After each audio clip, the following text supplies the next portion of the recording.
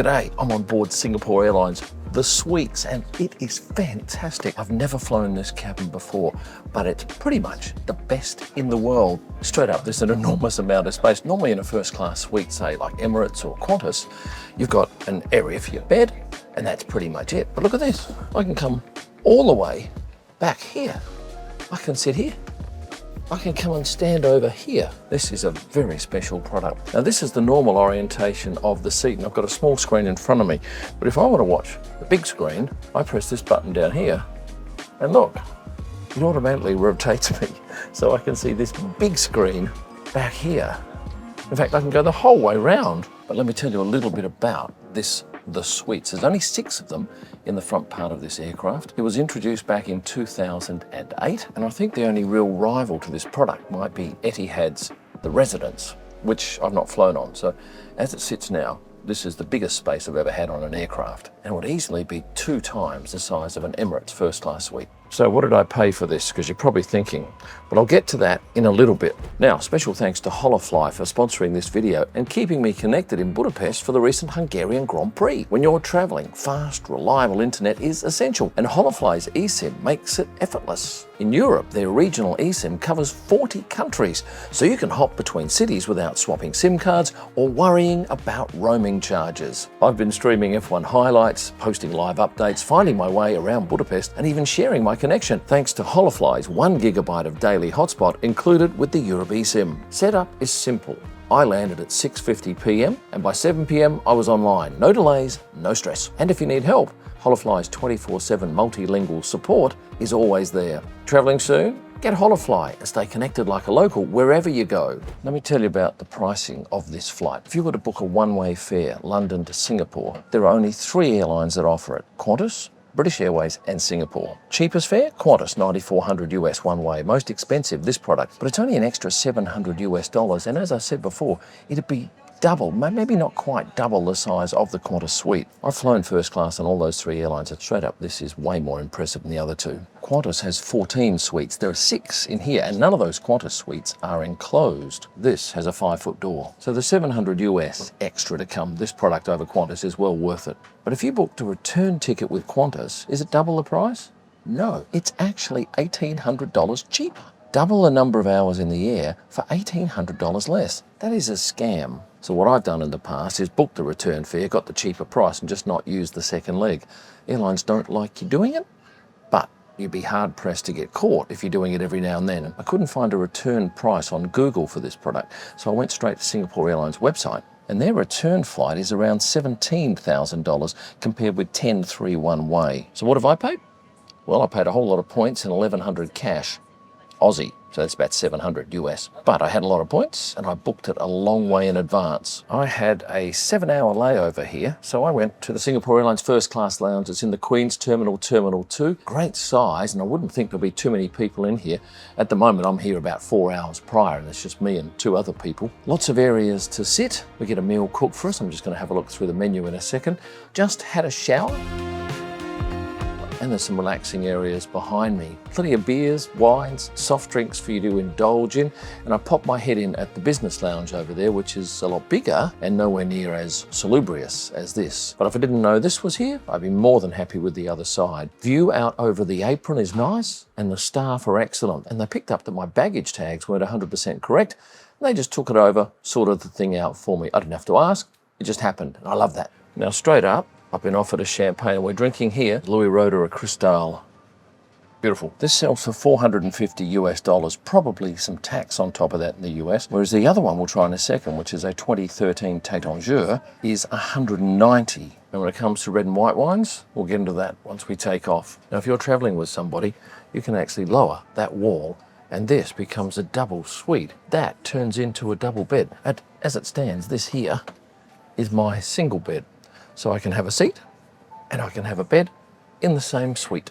One thing that hits you when you come in here is the space, because there are no lockers on either side of this aircraft. All your luggage just simply goes, well, as mine is, on the floor. Now there are power points in here, 2 of them, 2 headphone sockets. One's in the seat and the other one is at the head of the bed. And there's also some USB charging points, and they're not scrimping on audio because you get Bang & Olufsen noise cancelling headsets, and an amenities kit. This is the men's, that's the ladies, and I'll go through what's in them a little bit later. You'll only find Singapore's The Suites on their A380 aircraft, and I do hope they continue with this class of travel because a lot of airlines are cutting back. Business and first class occupy the entire top deck of the A380. There are 11 staff looking after 78 business class passengers, and there are 3 crew for the 6 people in the suites.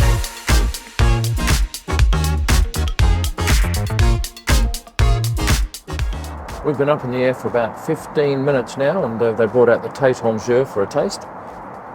Beautiful. Different to the other one. I can't tell you how, but at this altitude, everything tastes good. The main evening meal kicked off with chicken satay, as it always does. Then it was time for caviar. And on Singapore Airlines, they serve Osetra with a shot of vodka. That's mandatory. The bread was exceptional with the Netherland Farm butter and balsamic vinegar and oil. I love the tomato salad, but the braised beef cheek that I had for main course was average. Warm, not hot. I gave it 6.5 out of 10. For dessert, it was this malted chocolate cylinder, beautifully presented, very rich, and to top it off, some cheese. I rated all 3 of these. Now, we talked about the champagnes earlier on. Let's talk wine. 2 white wines on offer and 3 reds. Not that I drink any of them, but here's what they sell for. The TV in the suite is some 32 inches and is larger than any airline screen I've ever seen prior. It swivels at the push of a button, and although I didn't watch anything on this 13-hour flight, strange I didn't have time, but you have hundreds of hours of entertainment in various languages. At some point I read that the seat didn't recline, but it does, but only when this graphic appears in the armrest, and you need to rotate the chair to find that perfect spot. Oh, and if you'd like a footstool, just ask and one will be delivered. There was one thing they missed though, and that was the opportunity for a friend to dine with you, like on Qantas. I guess one of you could sit on the bed and the other in the chair, but the table then wouldn't be in the middle of you. Wi-Fi is free and it's easy to connect. Just your surname and your seat number is required. What was alien to me was having to get out of my leather armchair to get anything I wanted. With every other flight I've travelled on, anything I ever wanted was in reach, unless it was in the overhead locker. Singapore has 3 first-class amenities kits, all contain Lalique products. The generic pack has a 30ml room spray, perfume soap, lip balm and body lotion. The men's has a 30ml Marforce fragrance, worth about $40 along with body lotion, facial mist and lip balm. The women's, a 50ml Soleil eau de parfum, worth around $65 plus hand cream, facial mist and lip balm. The last 2 are definitely on par with the kits from Emirates and Qatar, which are 2 of the very best. This is the bigger of the 2 bathrooms up the front of first class. Bit noisy, hence the microphone. This is probably on par with Qatar Airways first class toilets. But Qatar doesn't have a lovely sit-down area like this to do your makeup. But on the other hand, this doesn't have a shower like Emirates. But I am well impressed with this full-length mirror. And this is the smaller of the 2 bathrooms on the port side. Well, we are 3.5 hours into this 13-hour flight, and it's now time to have a crack at some sleep. I'm on a 2-metre long bed. It's an absolute lie-flat bed.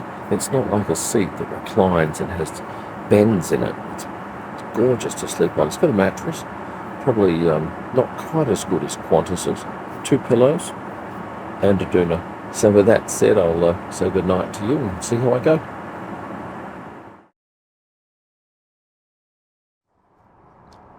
Well, good morning, YouTube viewers. Well, it's morning for me.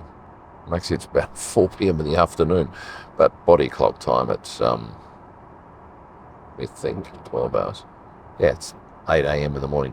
Had about 6 hours sleep on what is the most beautiful bed I've ever slept on in the air. We're about 2 hours 10 away from landing, so I thought I'd have a quick breakfast and show you what that's like on board this Singapore Airlines stunning A380 flight. We're 90 minutes away from landing, so it's time to eat. I started off with the fruit, followed by Bircham muesli, but there are a whole lot more options available from the menu. And as I was packing up, I realised you can raise this part of the bed.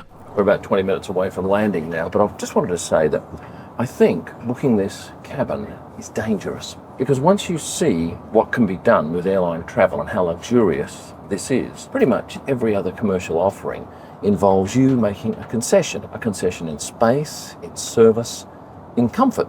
If you can afford to travel the suites every time you travel, good luck to you. For me, it was hands down the best flight I have ever enjoyed in my life. And I fly 60 plus times a year. Well done, Singapore Airlines. I wish I'd discovered this a long time ago. Now, before I go, very quickly, I have to pack up all this stuff. A favour, could you please hit like if you haven't done so? If you've not subscribed, here's your chance to do so. And for a whole lot of extra Formula One content and merchandise, have a look over here. In closing, thank you for watching. And stay passionate. Is this Mr. Illman? It is I him. finally have you on my flight.